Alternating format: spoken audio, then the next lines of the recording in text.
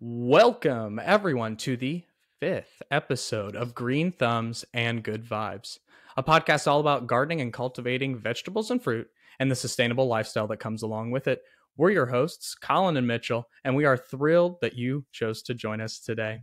So, today we are going to be talking about some beginner tips for gardeners. So, sit back, grab a cup of coffee, and join us on our journey of cultivating a greener, more sustainable world. So let's go ahead and get started. We're going to turn it straight over to Mitchell for this one.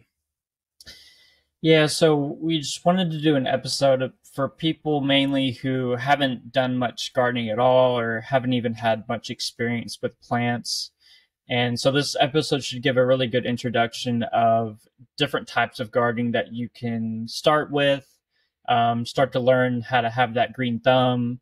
We're going to cover multiple areas, outdoor, indoor gardening, and some methods as well to save a little money in your bank so you can do gardening instead of buying certain things from the grocery store.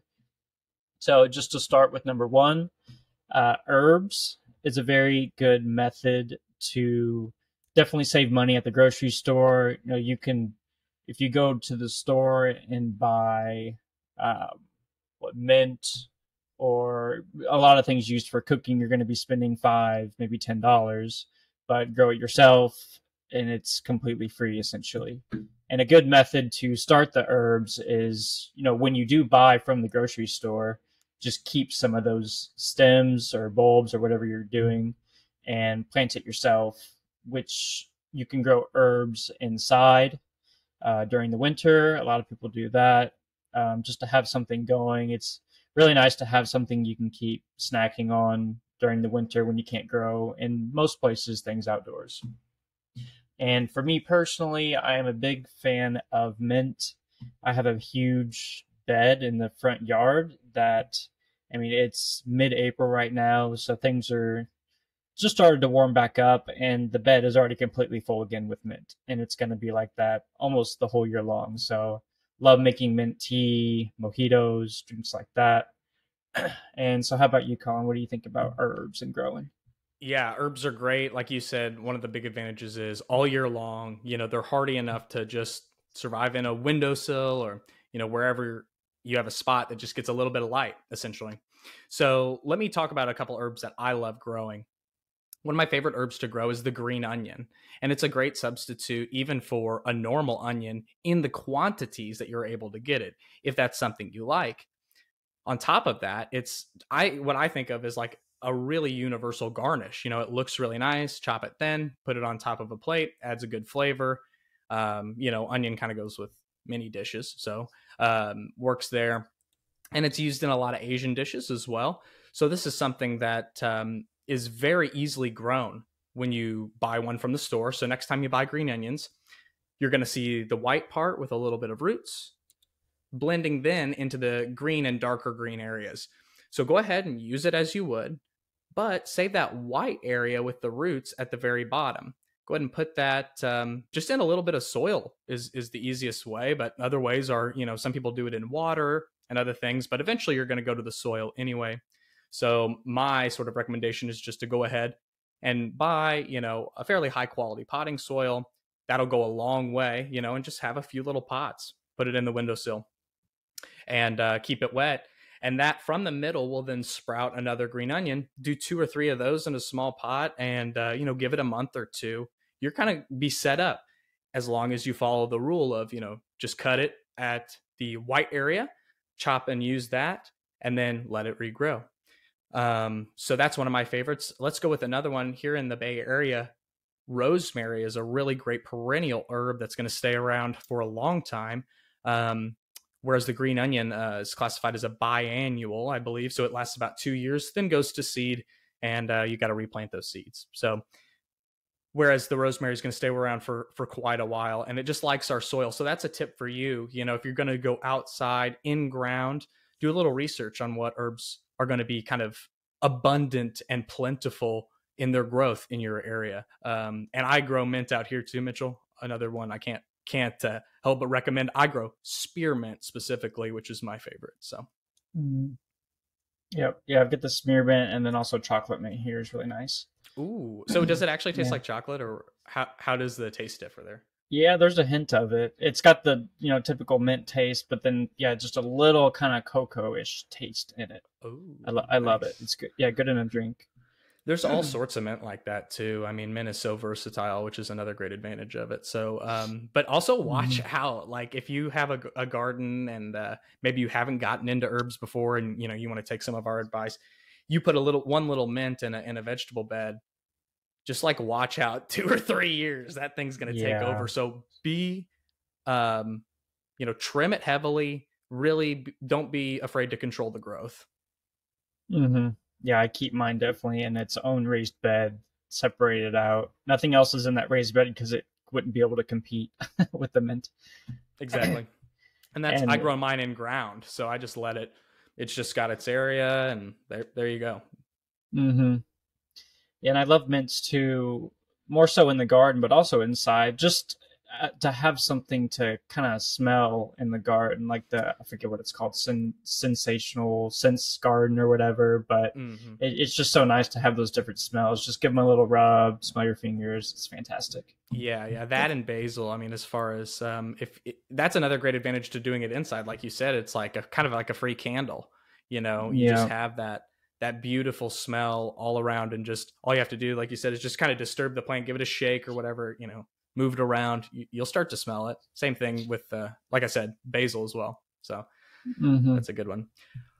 Oh Just yeah, watch it. herbs. I recommend everyone get an herb garden. Some more. If I was just going to give somebody like a quick rundown on like a classic herb garden that I recommend for my area, but I think this is pretty universal. And then maybe you can just, if you have anything to add on how you would do it differently in your zone 5B. Am I right? I think 6B. Yeah. 6B. Okay. And then hmm I'm 9B. So we're talking about, quite different. But I always recommend mint, like we talked about. If it's in the summer, always basil. Then on hmm top of that, I like thyme, I like oregano. I like let me think. Parsley is a good one. And parsley is one of those that it's like forget about them. Like make sure it gets established, then just let it go. Put it in the shade or something, and it's just going to go crazy. I mean, and hmm and then a chive or green onion, something like that, I think would be just a real basic way to go hmm on the herbs. And Salts. with those things, I mean, you're paying, think about like $2.99 to $5.99 every time you want to use that in a dish for each of those individual things if you're buying them from the store. And unless you're using them probably like within the next 3 to 4 days, they're probably going to go bad before you're able to use the full package. So I'm just saying, like, that's probably one use. You know what I mean? Or if you have a big family, same thing. So hmm you're able to then have that savings right away. Yeah, super good for, we're both a little Italian, so making some Italian spaghetti and dishes too. It's like those herbs just fit right in. Oh yeah, oh yeah. Any sort of sauce. I mean, and most dishes too can just benefit hmm from a little bit of that herb flavor, and a lot of them are used medicinally, like home remedy style. But a lot of them have like immune boosting properties, and it's not totally baseless. There's a lot of information that you can look up on that, and a hmm lot of people report positive health effects from having those fresh herbs in their food at a higher volume, basically. hmm It's just so satisfying to grow your own stuff and eat it. It never gets old to me. Me either. Yeah, it's awesome. Okay, I think that does it for herbs. Let's move on to our other point. It's going to be microgreens, and I'm not going to get deep into this because we had a whole. If you check out our episode 2, you'll see where we go through the whole process on how to grow those. But kind of similar to herbs, where you can have them indoors, grow. For the method that we do for microgreens, no soils needed at all. It's just completely water in jars. So it's very, very simple to get into. And it's very satisfying to see the growth of the seeds in the jar day by day. So you get a more strong understanding of how seeds are growing in the soil as well. You can see the root come out, you can see the little leaves start to sprout. It's very satisfying. So won't go too deep into that, Colin. I don't know if you have anything to add at all. on that point. No, I really don't have any personal experience other than, what you told me and what we talked about in that, like we said, episode 2. So yeah, I think that covers it. Perfect. Okay. So next point, we'll go on to houseplants. Um, I know we focus here a lot on um, plants you can grow for food. Of course, that's one of our, kind of our main focus for plants here, and that's my favorite kinds that I enjoy. But also, just getting into gardening in general, it is nice to have house plants just to learn how to water plants. Essentially, you can see when the soil gets dry, the plant's going to do a little bit worse. You can start to learn about different issues plants can have. Like if the leaves start to turn yellow, what does that mean? If a plant is reaching towards the window for sunlight, do I need to reposition it? So you'll just learn in general how to be a little bit of a better gardener if you get houseplants. And there's, of course, benefits such as plants that help purify the air in the house. And also, I'm sure there's studies I can't reference, but having plants indoors, it just gives a much more vibrant look and feel to the house. The feng shui of the house is going to be improved quite a bit. So, I have quite a bit of houseplants here. I just need to watch out for the cats who love to chew on them sometimes. So that's definitely a struggle in itself. And for me, my one of my favorite houseplants, it's hard to narrow it down to one, but the Monstera, if you look that up, very beautiful houseplant with the very big, kind of almost torn looking leaves. And those in the wild grow just ridiculously huge, and they can also get very big inside too. So not too hard to take care of. If you look into houseplants, definitely look into that. And how about you, Colin? What are some of your favorite houseplants, and just any general tips as well on that? Yeah, for sure. So I started off with houseplants sort of in the succulent category, and then aloe. I don't know. I don't think that's considered a succulent, more of like a cactus, but that's one that is good inside and outside. So and you are able to get some sort of like edible result from that, or topical. You can use it on sunburns and things like that. So there are a lot of uses for aloe, but that's where I started with the aloe vera and a few succulents. And it was nice because, like you said, you get the basics with houseplants, but you don't really have to remember every day to do all of the basics, right? Mm-hmm. So it's hard to create that everyday sort of, habit, right, of how to take care of these plants. But what is nice with the houseplants, it's more of like a weekly check-in. So it just helps get those basics at a really digestible frequency, and then you're able to hone in, okay, is this something I really like? Could I maybe try something a little bit more difficult? Another houseplant that I have really liked is the fiddle leaf fig, which is not an edible fig or anything like that. It really doesn't look like a fig tree at all, but that's just what it's called. And it has really nice big leaves, and it can grow very tall. It's a real beautiful plant. It's also fairly easy to propagate, as are most houseplants. Like, wouldn't you say, Mitchell? What's your experience there with propagation? Yeah, shoot, what are those called? The very viney plants that people have, starts with a P. Um, I know the one you're talking it'll about. it'll come to me, but yeah, very easy to propagate. Different plants propagate in different ways: the leaf, the stem, but in the Monstera, for example, you'll see roots coming kind of off of the side, basically, and then you can cut off a whole, kind of branch leaf with that stem sticking out, and not too bad to propagate. Very slow to propagate. Pothos, well, I just thought of it. Pothos, Monstera grow very slowly, but pothos, for example, that's the one. Very viney, super super easy to grow. I have one in like a pretty dimly lit room. It doesn't even need that much sunlight, and it's still just. I've got it vining across the ceiling, and it looks very pretty. Yeah, I've seen yours. It's really nice and very well established. Another one that I want to mention is, and some people are definitely going to disagree with me on the ease of this, but I've had a couple of orchids now for, 3 or 4 months, and they are just beautiful. I mean, the flowers Mhm. look like they're from like an alien planet. They don't look at all like a normal flower, but they're so beautiful, and so many different designs for orchids.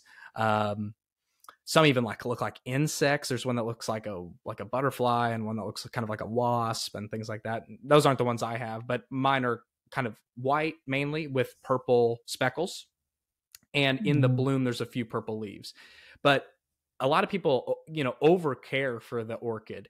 The great thing about the orchid is it really doesn't need much light, and you can forget about it. Basically water it, just every couple weeks, basically, is what I do. And then when I do a very dilute fertilization for my seedlings every once in a while, I'll then add some dilute fertilizer to the orchid. And they have just loved it, and they're on top of my fridge, like you said, fairly dimly lit, definitely not direct light at all, and they're able to Mhm. just thrive up there. So Hmm. um you know it, that's the advantage. Is like any food you're going to eat, to say something like forget about it and it's going to do great is kind of crazy, right? But with this, the houseplant variety, you're able to do that, which is why a lot of people start. And I think it's also if we're not taking into account the cost savings, it's probably the lowest cost as far as entry into this category, because you don't have to buy a garden bed, you don't have to buy shovels and tools and whatnot. You can go to the store, get a house plant, put it on a shelf you already have, and start right there. So really easy to get into is another advantage. Yeah, and even just like grocery stores, like Walmart, they always have houseplants sitting usually near the entrance and exit. Yep. Yeah, they're easy to find. And that pot, whatever pot you buy them in, usually that can last for quite a while. I mean, over a year, most likely. Yeah, And absolutely. yeah, on that point, I just want to say part of the care of houseplants, you want to check them, I don't know, every couple weeks, every couple months at least, specifically on the issue of are they getting too big on their pot with their pot. So you can usually tell by the leaves if it's just if the leaves just look way too big, or like the whole plant in general, above the soil. If it just looks way too big compared to the pot, you can kind of eyeball it after a while and tell this is probably too big for its pot. And as well, if you're able to, well, if you can lift the soil out of the pot, you be careful, don't mess up the plant. But if it's very root bound, you'll be able to, and then you can just check to see like how root bound is this soil. And as well, if you see roots coming out the bottom of the pot through the little holes where the liquid comes out, that probably means it's pretty root bound too and getting a bit too big for its pot. And I've read before, I believe it's about whenever you get a bigger pot, say you have a 6-inch pot, next you would want to move it into an 8-inch pot. So you go 2 inches at a time. You don't want to put it in, say, from a 6-inch pot to like a 12-inch pot. There's going to be a lot of extra soil that's just going to stay damp and the plant's not really going to use. So, I mean, you don't have to be super calculated about that, but just be a little aware of what you're doing when you do repot. And then lastly, about watering, I I check my plants at least once a week indoors. Probably twice a week would be a bit better, but I can be a little lazy sometimes. And to water, I found what works best for me. I have an indoor watering can that I just keep inside. And as well, I bought these little pot containers. Yeah, I can't think of what they're called right now, but basically little plastic containers that you sit underneath the pots, and then they Does the plant behind you have one? Is that one behind you? that's actually just a Tupperware container. Oh, okay. But basically So the same, that the work, same yeah, use. it's basically just that. Um, so it'll hold any water that flows out of the container, which it will, because you want to make sure you're watering it enough. It'll flow into a container, so it's not just spilling all over the floor. Okay. Any Great. other general tips or anything you got for houseplants, or else then we'll move on. Yeah. Ready to move on. I think that covers it. Good. Okay. Perfect. We have succulents next, which we did touch on, just briefly touch on again. My favorite personally, which is pretty basic, is the aloe vera, because I'm out in the sun a bit and I do get sunburned quite a bit. So it's just nice to have indoors, basically, like free medicine you can use on those burns. I used to have very bad success with succulents because I would water them too much. I was watering them weekly, just like my other plants, and that was a terrible idea. So now that, like Colin said, I just try to forget about my succulents essentially, and they're doing great. Yeah. It's very counterintuitive. Probably once every 3 weeks, maybe once a month is when I water them, and they do fine. So you'll notice it's much easier to kill them by watering too much than by too less. They're used to not having a lot of water from where they were originally grown from, usually like deserts or just very arid environments. Yeah. One thing I would say is like there is a time to water your succulents, and that time is after they're established and when you're transplanting them into like a grouping. A lot of people love to do this. They love to tightly plant a lot of succulents into like a pot or, some sort of container usually, but even things like centerpieces for tables will do this. What you want to do with that is plant all of those out, make sure that the mix that you're using to fill in is, a high quality cactus succulent mix. And then for about 2 weeks, water it every 3 days or something like that. Really get everything incorporated. That's sort of what I think. It's kind of breaking up all the soil and then reconstituting and getting those roots able to kind of settle everything in. And then go on the, once every month, twice every month sort of watering schedule. Another thing I would say with that, though, if you are going to wait that long, which I would recommend, and Mitchell as well, do a deep watering when you do that. If it's in a pot, I would recommend putting that in something that, if it has holes in the bottom, can basically be bottom watered, soak up the water through wicking into the pot and then also give it a nice drench on top. Make sure you're fully soaking everything so that the plant can, soak as much of that liquid in for the storage, of the next month or few weeks, let's say.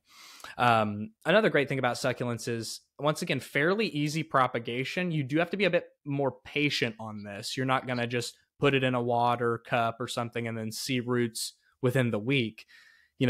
What you'll do, so there's a few different types of succulents, but the most popular type to propagate is the ones with, sort of these petals on them, where you can break off a petal, stick the part that was connected to the stem then in a small container with that high quality cactus succulent mix, just a little bit damp, and then that will sprout a new succulent for you.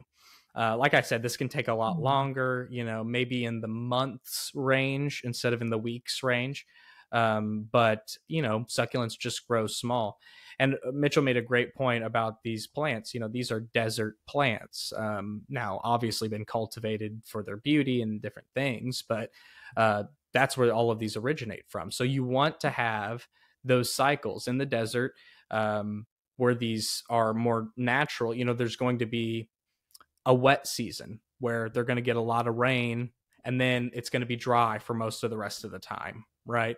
So we're creating these mini versions of that environment, right? On like a month scale, where, here's the rainy day, and then let it dry out. So yeah, I think that's about all I have to say there. Other than another great advantage is the wide variety of options for succulents. So.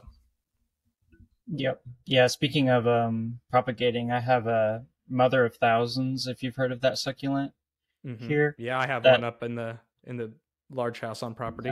Yeah. My brother left it here.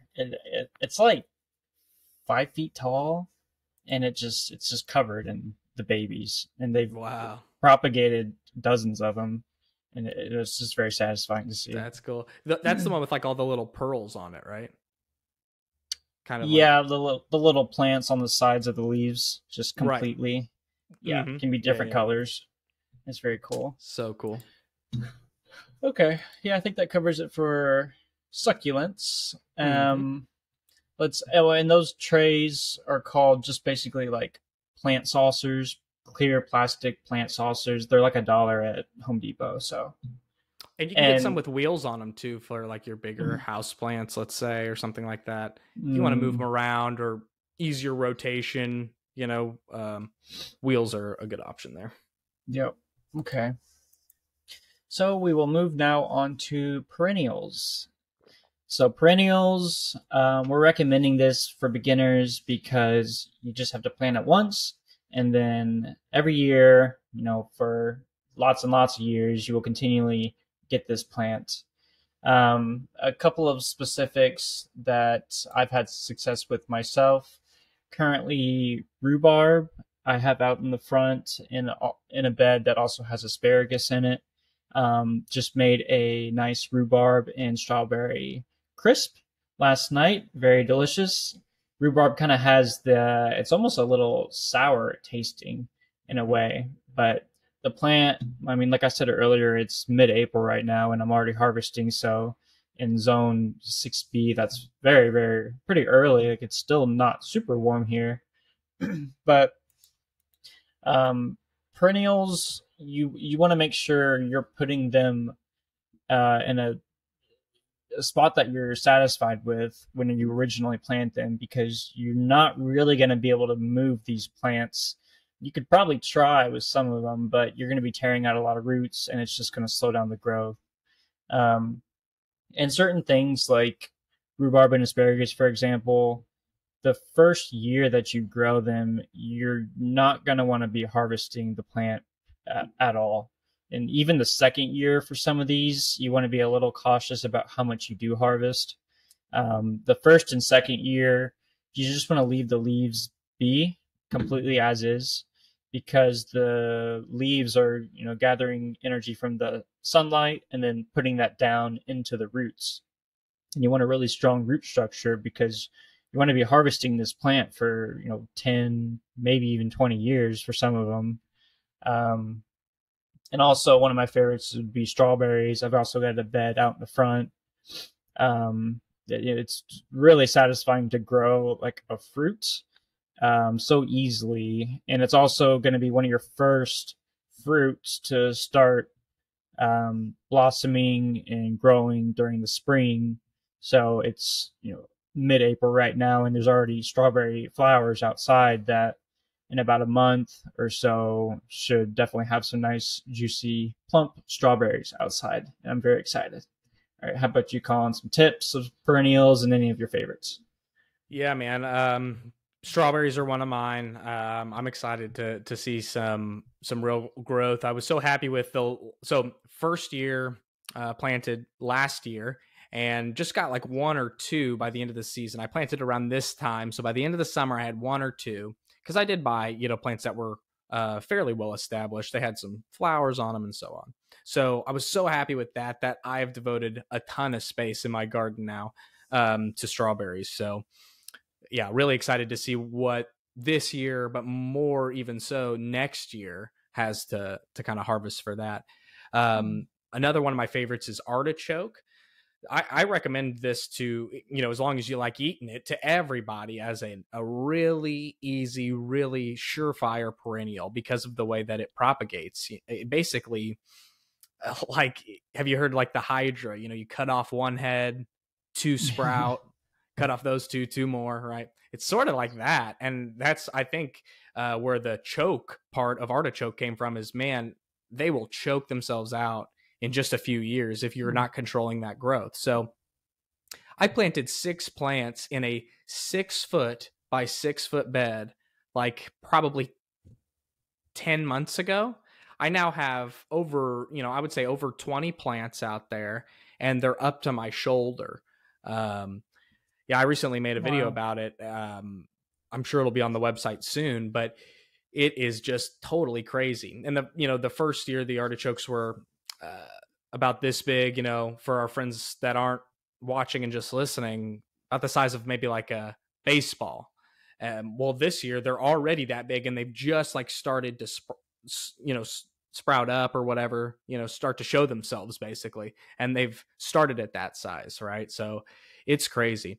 So moving on then from that, grapes here in the Bay Area grow very well. Napa Valley, this is kind of like the wine capital, wine or grape growing to make wine capital of the United States. And that right there is, I'd say, 45 minutes from where I'm at. So, the soil here, the conditions, very good for grapes. So this year I've planted my first table grape, not a wine grape, but one that you eat before, juicing or whatever.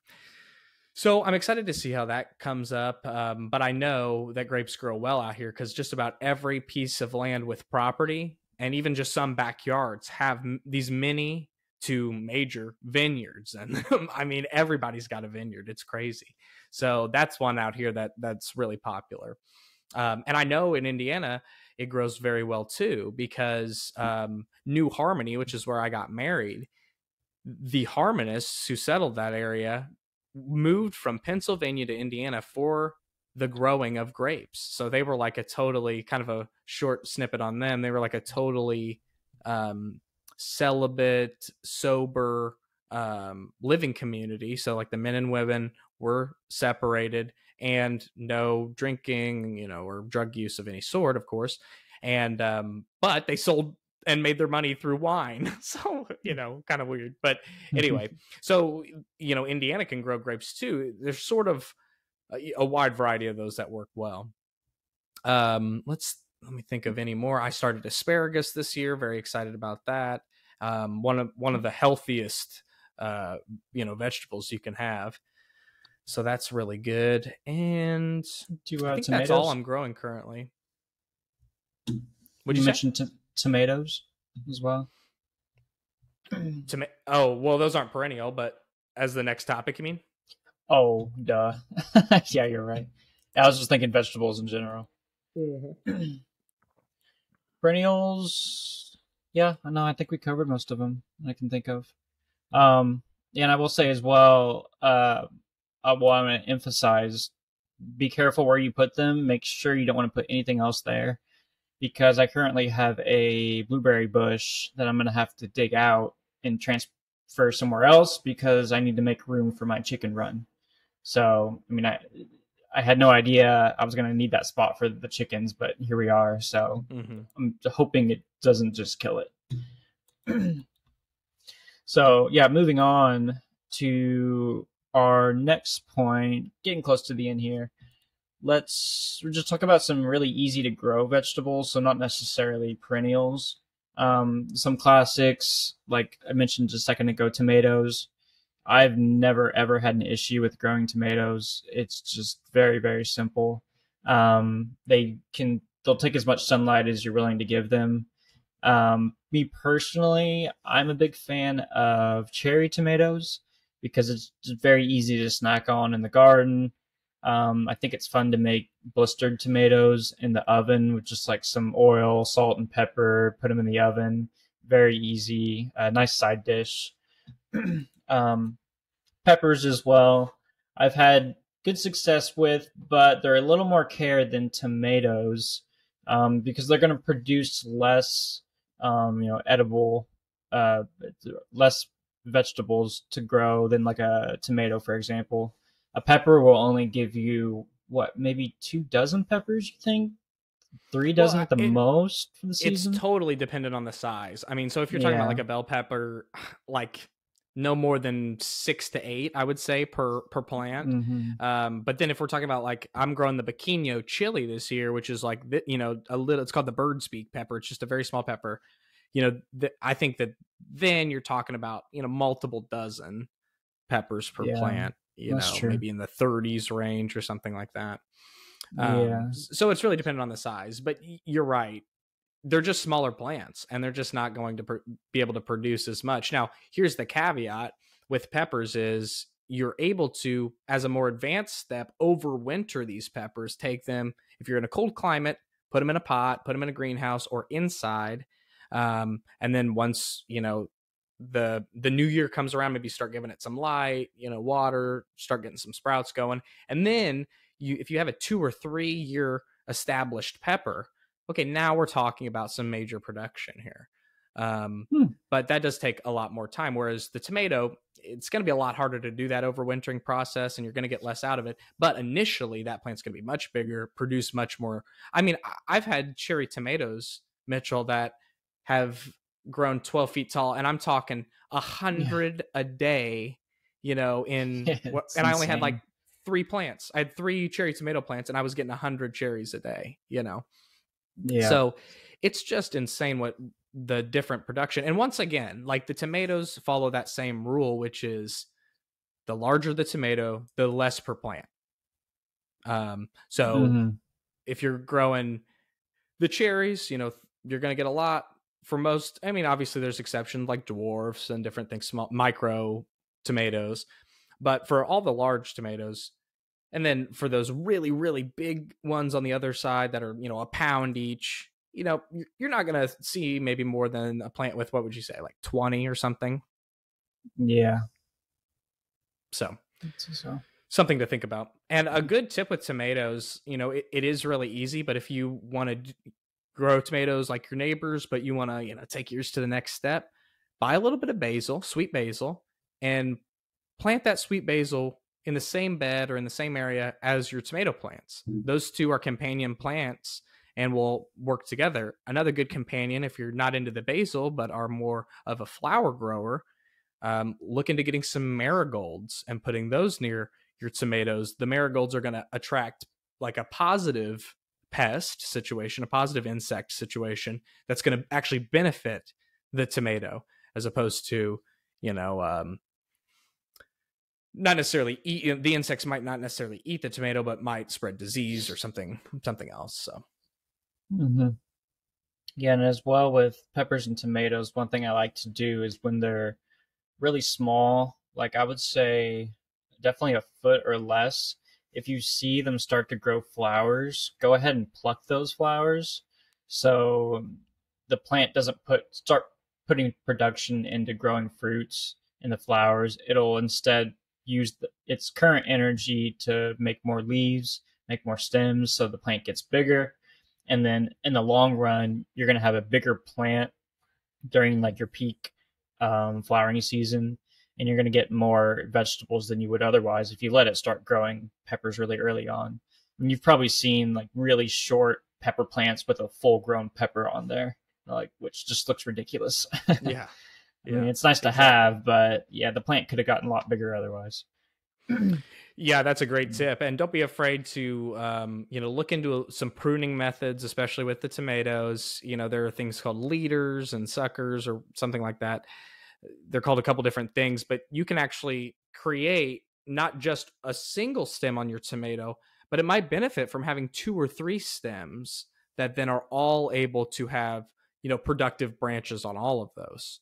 Some are going to benefit from not going that way and just going the pole tomato route, just growing straight one stem and string it up that way.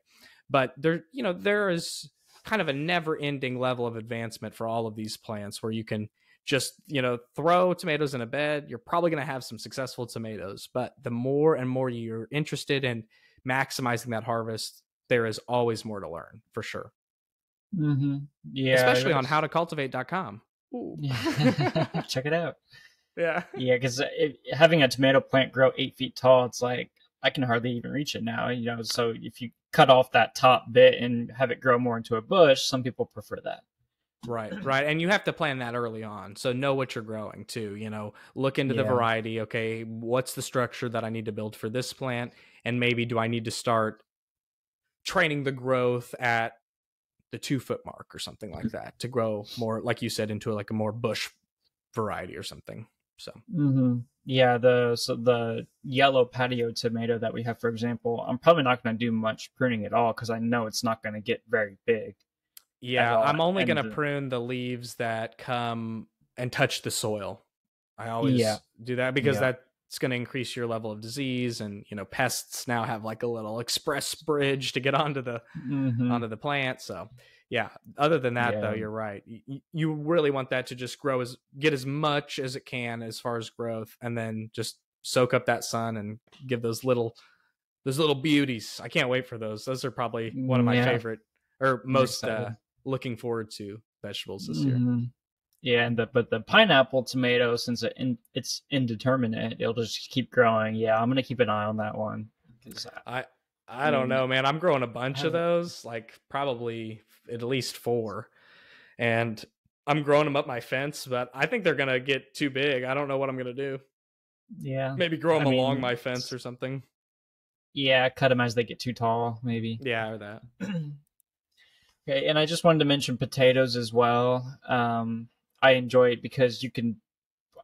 I like to grow it in its own container. You can buy these bags off of Amazon. They come in different gallon sizes, 10, 20, I think up to 30 maybe, which is would be a lot of potatoes. I would recommend probably at least 10 gallons, maybe a little bigger if you want more tomato or more potatoes. But the only thing is, it's a little more than a beginner, I would say, just because it's a root. You can't see exactly what you're going to be eating. You only see the leaf, but still, they grow pretty easily. They're pretty hardy.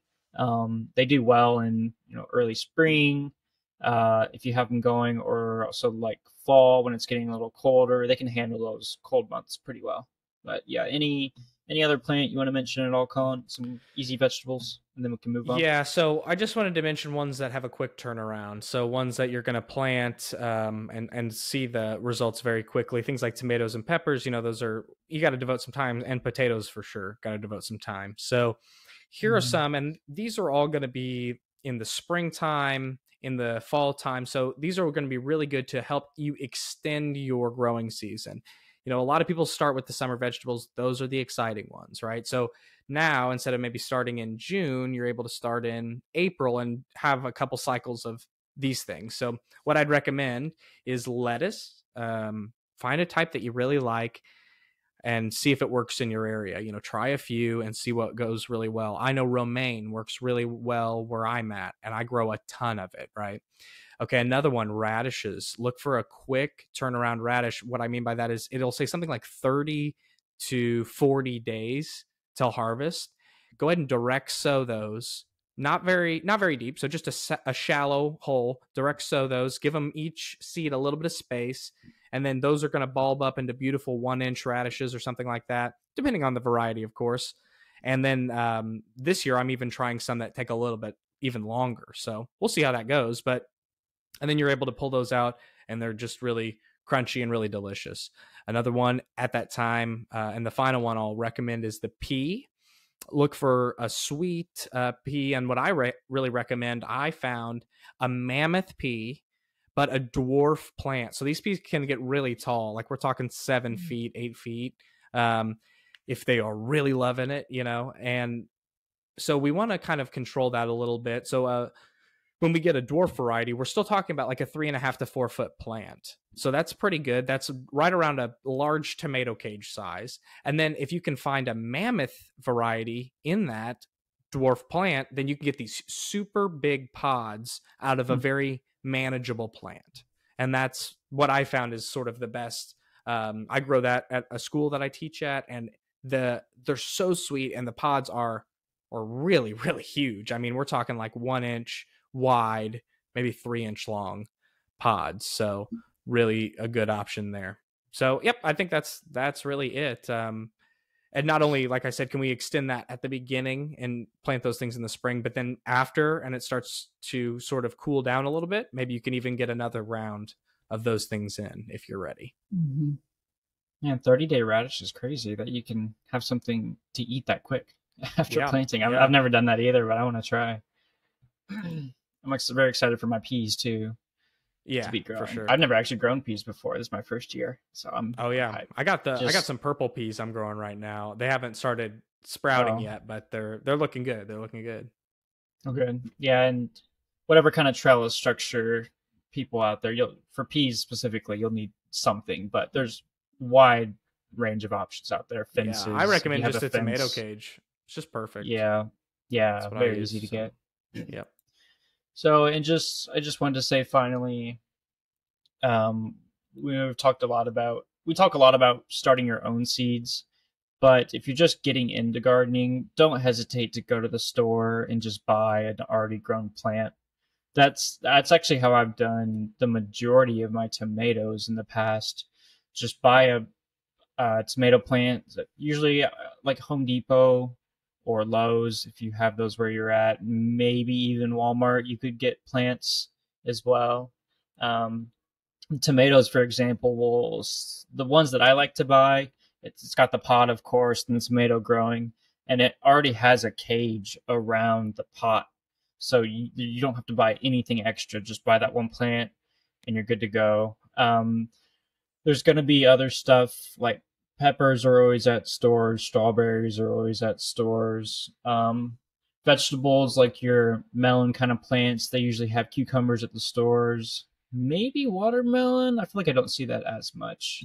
Yeah, I mean, if you're looking for something more than like your classic tomatoes and peppers and things like that, or if you're just looking for higher quality and more options, just go to a nursery then. If you know that would Yeah. be the next step up, because a nursery is going to have some interesting stuff that'll excite you. You know, cool, like you said, like a cool maybe a watermelon or something like that.